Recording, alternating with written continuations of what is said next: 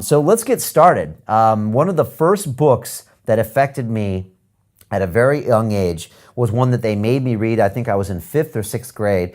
And it was something that I was kind of surprised to have in my mental system at the point, but I think we're going to show it here on the screen. And it was a book called SIDDHARTHA.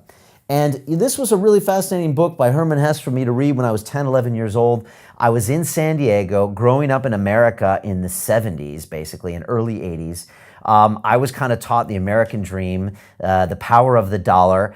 And for me, there were only winners and losers. There were only people that made money and didn't make money. There were only successes and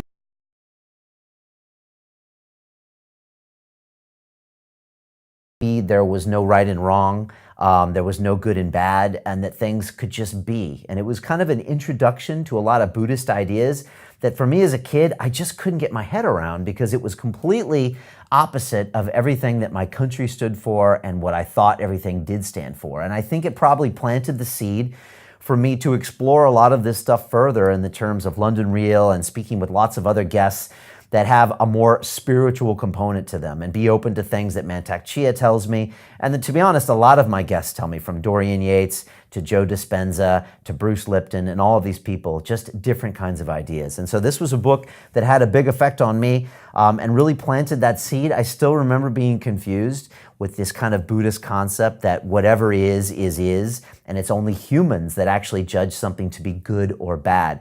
And it's a really interesting way to think about your life, because we can walk around and say this is good and this is bad, but in the grand scheme of things, there is no real good or bad, and no one's really going to care a billion years from now. So it's always a great way of looking at life. Is it you that brings judgment to a circumstance based on all of your baggage and all of your programming, versus the event actually being a positive or a negative? So something really to think about there. And my first book that really changed the way I thought and set me up probably for doing what I do today, which is opening people into the studio, getting those ideas into my head. Sometimes I think the people I speak to in the chair are wrong, but before I tell them that they're wrong, I try to listen first, because my opinions constantly change. And somebody I thought who was crazy a few years ago, like David Icke, now makes me think a lot of what he has to say is about opening your mind and not basically swallowing the pill that the whole world wants you to swallow, and to think differently and try to be yourself and be intuitive about what you think is right. At London Real, we believe that individual transformation can change the world. Join us and start your journey today.